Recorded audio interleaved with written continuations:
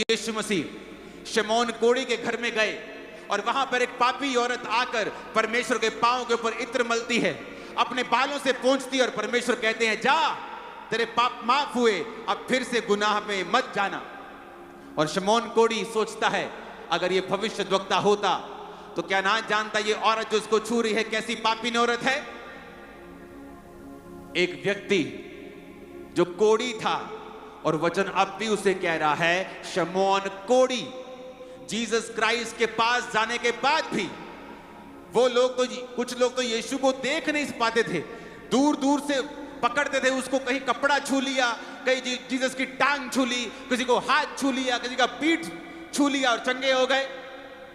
लेकिन उस व्यक्ति के पास तो यीशु मसीह चलकर उसके घर में आते हैं और फिर भी वो कोढ़ी का कोढ़ी रहता है। वचन भी उसे यही कहता है शमौन कोढ़ी।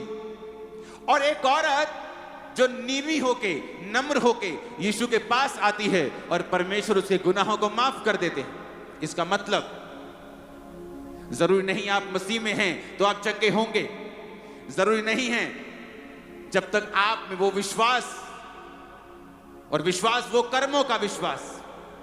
वचन कहता है दुष्ट आत्मा भी विश्वास करती है। अब मैं दुष्ट आत्मा के लिए प्रार्थना करूंगा, यीशु यीशु चिल्लाएंगी, लेकिन दुष्ट आत्मा विश्वास करती है, कर्म नहीं करती। अगर तुम्हारा कर्म नहीं है और तुम सिर्फ विश्वास करते हो तो तुम भी शैतान के जैसे हो। और परमेश्वर को आपकी लाइफ में काम करने के लिए आपके विश्वास की जरूरत है, जो कर्मों से आप दिखाते हैं कि यीशु मैं तुझ पे विश्वास करता हूं। अब हम अगर चाहते हैं प्रेरितों के काम वाले चमत्कार हमारी जिंदगी में भी हो, वो काम जो प्रेरित करते थे कलीसिया देखती थी, अपनी जिंदगी में उसे ग्रहण करती थी, मेरी जिंदगी में भी हो, तो हमें भी वैसी ही कलीसिया बनना पड़ेगा जैसी कलीसिया प्रेरितों के काम वाली कलीसिया थी। प्रेरित कैसे थे? वचन कहता है 3:1 में पतरस और यूहन्ना तीसरे पहर प्रार्थना के समय, ऊंची आवाज में कहो प्रार्थना का समय है। मेरी आवाज आपसे कम होनी चाहिए, आपकी ज्यादा होनी चाहिए, पीछे तक आप बैठे हो, बोलो प्रार्थना का समय।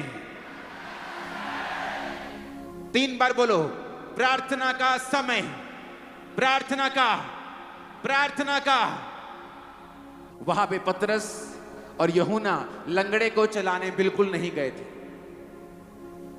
वो तो प्रेयर करने के लिए जा रहे थे। चलो प्रार्थना ही करनी है, घर बैठ के कर लेने, यही बैठ जाते हैं घर पे ही।